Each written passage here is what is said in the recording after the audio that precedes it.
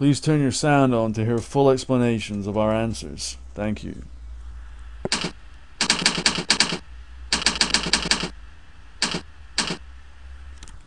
Question is, how can I catch my husband with a GPS system? Here's what you do, okay? The good thing is these GPS systems, they're not advanced. They don't need like huge batteries. They don't need a transmitter or anything like that. They're not bulky. They look like, the best ones just look like a little USB stick, okay? And what you do is, what it does is it logs GPS data to the device. So what you do is you take this little USB stick, you hide it in his car. Hide it someplace he's not going to find it. So don't put it in the glove box. Put it behind a panel, okay? It's really easy to do. Put it behind a car stereo or behind a panel, or just hide it somewhere he ain't going to find it.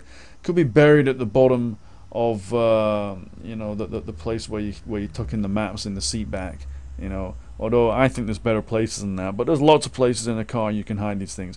I mean, don't stick it under the hood because it might overheat. That's not very good. But on the interior of the car, there's plenty of places. Even in the trunk, in the right place will work. And what you do is you put that there, and in about a week or two, you wait till he's out of the house, or he's in the shower or something, or gone to play golf or whatever, but his car is still at home, and you get that thing back, and you plug it into your computer, and you make sure you got Google Earth installed. Google Earth is free. You just type in Google Earth into Google, and you'll find it. Download it, install it. Lots of people use this just for looking around the world, so even if your husband finds it on your computer, it doesn't look funny, okay? And then on the USB stick will be a file that contains all the data about where he's been those past couple of weeks. And you just open it up in Google Earth and it will immediately show you where he's been. And then what you do is, you look out, and obviously he'll have been to work, he'll have come back home. And then you look at all these other places he's gone, and you can zoom in and see exactly where he went. Now if he just went to some store or to the golfing range or whatever, no big deal.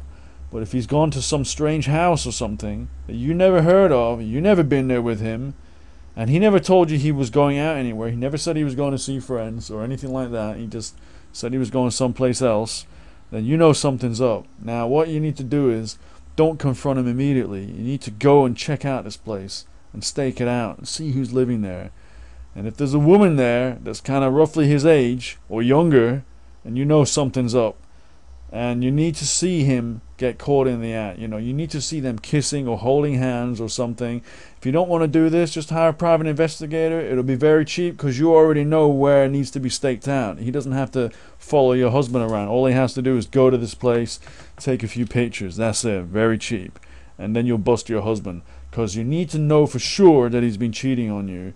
You don't need to have proof you can show him like with a photograph, but you need to know for sure so that there's no doubt in your mind. Because if you don't have 100% certainty, if you're only 99% sure, then when you confront your husband, he'll lie and he'll try to exploit he'll try to exploit the fact that you're not totally sure, and he'll say something like, "Oh, she's an old school friend and she needed me because there was a death in the family," or something. He'll make something up, okay? And you don't want there to be any doubt whatsoever, okay? You need to see them for real.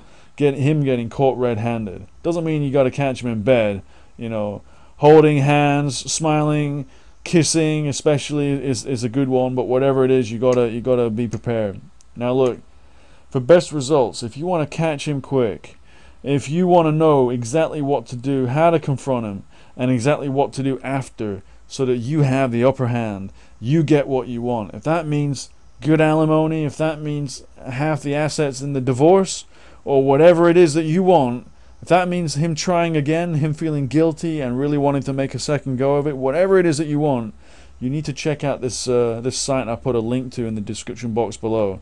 Because you can go on for months and months and he'll keep deceiving you, and you'll never quite confront him and catch him properly. But if you want to do it the right way and get exactly what you want out of this, okay, the best thing for you in the long term, then you need to really see this site. It's the #1 site for how to catch a cheating lover and what to do after, so that you get the best result.